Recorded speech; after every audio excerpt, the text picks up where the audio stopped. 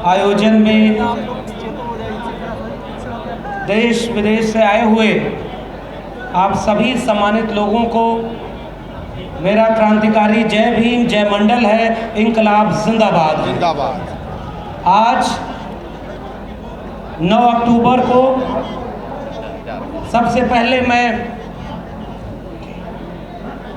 माननीय कांशीराम को याद करना चाहता हूं, जिनका आज स्मृति दिवस है, जिन्होंने उत्तर भारत में खासकर डॉक्टर अंबेडकर और सामाजिक न्याय की लड़ाई को एक सामाजिक सांस्कृतिक आंदोलन की शक्ल में जमीन पर उतारने की एक वृहद विस्तृत कोशिश की। और इस तरह के हर मंचों पर एक बात बोलना बहुत जरूरी है कि ये सम्मेलन जिस दौर में हो रहा है, ये दौर हमारे सामने चुनौतियों का है, जश्न मनाने का नहीं।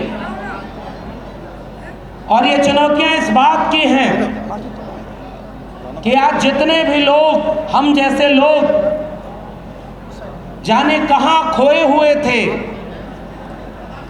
एक नया भारत जो आजादी के बाद बना, उसमें जानबूझकर हाशिए पर ढकेले गए उन सारे लोगों के सामने आज एक बात तो गर्व करने की है कि हमारी विरासत, जो सामाजिक और सांस्कृतिक विरासत थी, जो तथागत बुद्ध से लेकर के बाबा साहब, महात्मा फूले, पेरियार और उसके बाद माननीय कांशीराम और मंडल की जो पूरी लड़ाई, इस पूरी विरासत ने हमें ये जमीन और ये जगह दिया, हक हुकूक की ये आवाज दी कि आज हम यहां खड़े होकर इस वक्त की जालिम तानाशाह सरकारों के सामने, समाज में जातिवादी सामंती मानसिकता वाले लोगों के सामने आंख में आंख डाल करके अपने हक हुकूक की बात कर पा रहे हैं, तो ये सब उस सांस्कृतिक विरासत की वजह से हो पाया। इसलिए हम पर एक कर्ज है। वो कर्ज इस बात का है कि हमारे पीछे के लोगों ने तो बड़ा संघर्ष किया, कुर्बानियां दी, आंदोलन चलाए, बिखरे हुए लोगों को जोड़ा और आज हमें यहां तक पहुंचाया है। अब हमारे सामने ये चुनौती है कि क्या हम इस कारवां को, जिसे बाबा साहब ने अपने आखिरी संबोधनों में अपील करते हुए हमारे सामने एक चुनौती की तरह रखा कि बड़ी मुश्किल से ये कारवां यहां तक लाया हूं, इसे आगे ले जाना, अगर आगे न ले जा पाना तो इसे वहीं छोड़ देना, पीछे न जाने देना। मेरे लिए इस मंच पर खड़े होकर उस चुनौती, उस हकीकत से आपको रूबरू कराने का मन है कि साथियों, हमारे सामने हमारे संघर्षों का हजारों साल पुराना कारवां, जिसके दम पर हम यहां तक पहुंचे, आज हमारी आंखों के सामने वो मीलों पीछे ले जाया जा रहा है। और इसलिए इस मंच पर खड़े होकर मुझे लगता है कि एक ही वादा करने की जरूरत है कि ऐसे वक्त में हमारी जिम्मेदारी क्या है। तो मैं अपनी जिम्मेदारी दो तरह की समझता हूं। पहली जिम्मेदारी अपनी जड़ों को पहचानने और लोगों को अपनी जड़ों से जोड़ने की होनी चाहिए। और यह बात हमारे पुरखों ने कह दिया है कि जब जिन समाजों की सामाजिक और सांस्कृतिक जड़ें गहरी नहीं होती, उनकी राजनीतिक जड़ें भी मजबूत नहीं हो पाती। उत्तर प्रदेश के लोगों, इस बात को आप जानते हो, जिस मान्यवर कांशीराम का आज स्मृति दिवस है, उत्तर प्रदेश में उन्होंने ऐसा सामाजिक, सांस्कृतिक और राजनीतिक आंदोलन चलाया कि आजाद भारत में पहली बार जो सबसे हाशिए पर ढकेल दिया गया था, उस पायदान से खड़े होकर एक ऐसे राजनीतिक नेतृत्व को हमारे सामने रखा जिसने पहली बार इस प्रदेश के सूबे के मुखिया के पद पर बैठकर इस भारत के लोकतंत्र को असल में चरितार्थ करने का काम किया था, वह सामाजिक और सांस्कृतिक आंदोलन।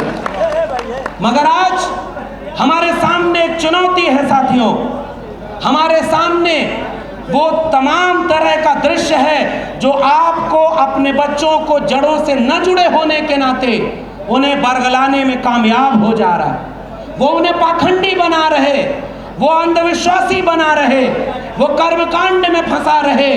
और जब भारत का संविधान लिखा गया उस समय एक भरोसा इस नए मुल्क में नागरिकों के सामने रखा गया था कि अनुच्छेद 51A के तहत इस देश को हम तर्क, विज्ञान और वैज्ञानिक चेतना से संपन्न करेंगे। और जिस तथागत बुद्ध को हम याद करते हैं, मेरे लिए बुद्ध एक विचार का नाम है जिनके मूल में प्रज्ञाशील करुणा के साथ तर्क विवेक है। और अफसोस ये है कि आज हमारी पीढ़ियों को, नौजवानों को कांवड़ ढोने से लेकर मूर्ति पूजा और अंधविश्वास में फंसाकर ये दावा किया जा रहा है कि हम सब हिंदू हैं।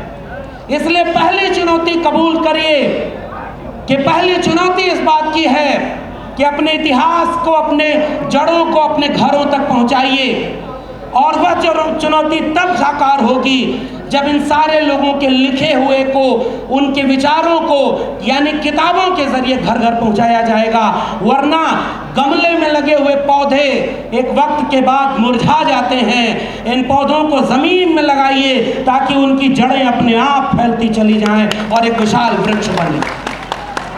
और दूसरी सबसे बड़ी बात जो कह करके मैं इस मंच पर अपनी बात खत्म करूंगा, वो चुनौतियों की है। जब इतिहास आपकी पीढ़ियां नहीं जानेंगी तो वो पाखंडी बनेंगी, आप उन्हें रोक नहीं पाएंगे। और अगर इतिहास जान जाएंगी, वैचारिक धारा पर खड़ी हो जाएंगी, तो वो एकाकी बात करेंगी। और पहली बात यह है कि तमाम तरह के जातिगत और जो छोटे छोटे समूह बन गए हैं, उनको एक करने की ज़रूरत है। और जब एक कर लेंगे तो आगे चुनौती मुझे एक ऐसे भारत की दिख रही है जिसे सांप्रदायिकता की आग में जलाया जा रहा है। रोज हिंदू मुस्लिम, मंदिर मस्जिद और तमाम तरह की लड़ाइयों में आपके असली सवालों को खत्म कर दिया गया है। इसलिए नौजवानों, आपके सामने ये एक चुनौती है, पहचानो आपकी चुनौती को। याद करो तथागत बुद्ध से लेकर कबीर, रैदास, पलटू दादू भीखा, बुल्ले शाह बाबा फरीद, नारायण गुरु बसवन्ना चौका मेला से होते हुए महात्मा ज्योतिराव गोविंदराव फूले, ईवी रामास्वामी पेरियार, शाहू जी महाराज, डॉक्टर अंबेडकर, डॉक्टर लोहिया, मानवर कांशीराम और मंडल की लड़ाई मंदिर मस्जिद की लड़ाई नहीं, कलम और किताब की लड़ाई थी, वो आज खतरे में है। इसलिए ऐसे सम्मेलनों में अगर आप जुटते हैं, और भंते साहब का तो मैं शुक्रिया अदा करूंगा कि उन्होंने एक ऐसा गुलदस्ता सजाया है इस मंच पर जिसमें तमाम तरह के लोग जब एक मंच पर आकर के एक आह्वान करते हैं इस देश को कि उठो नौजवानों, आपकी शिक्षा बर्बाद कर दी गई है, आपके स्कूल, कॉलेज, विश्वविद्यालय निजी हाथों में बेच दिए गए हैं, मगर अफसोस कि आप उसके लिए आंदोलन नहीं कर पा रहे। आइए एक मुट्ठी बांधें और अपने कलम और किताब की लड़ाई को आगे ले जाएं। इस देश को बिकने से बचाएं, इस देश को सांप्रदायिकता की आग से बचाएं।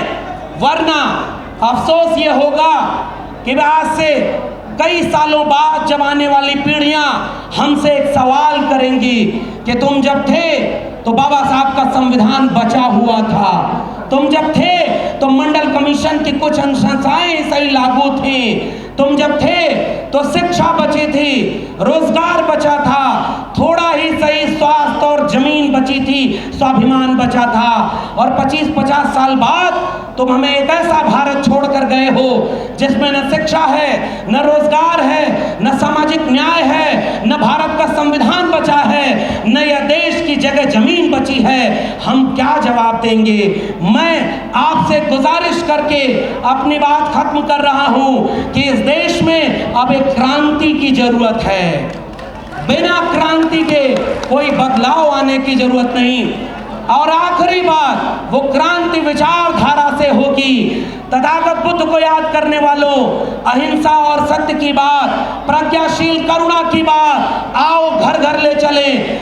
शांति के साथ, अहिंसा के साथ, तर्क वैज्ञानिकता के साथ दो चीजों को जोड़ लो। इस देश में आदिवासी जंगलों में मारा जा रहा, मुसलमान सड़क चौराहे पर मारा जा रहा, दलित मटका छूने घोड़ी चढ़ने पर मारा जा रहा, ओबीसी अप्रत्यक्ष रूप से हर जगह मारा जा रहा, लेकिन हम बिखरे हैं। हमने जितने लोग उतने संगठन बना रखे हैं। आओ मिलकर एक उम्मीद बांधें। जो नारा डॉक्टर राम मनोहर लोहिया का था कि संसोपा ने बांधी गांठ, पिछड़ा पावे 100 में 60, उस नारे को महामना राम स्वरूप वर्मा जगदेव बाबू ने आगे बढ़ाया कि 100 में 90 शोषित हैं, शोषितों ने ललकारा है, धन धरती और राजपाट में 90 भाग हमारा है। उस आंदोलन को, उस लड़ाई को धन धरती राजपाट के, रोटी स्वाभिमान के, दवाई पढ़ाई कमाई सिंचाई के मुद्दे पर भारत के संविधान और मंडल कमीशन को बचाने के लिए घर घर चलें, एक आंदोलन खड़ा करें, तब जाकर के इस तरह के सम्मेलनों की सार्थकता होगी। आपने मुझे सुना,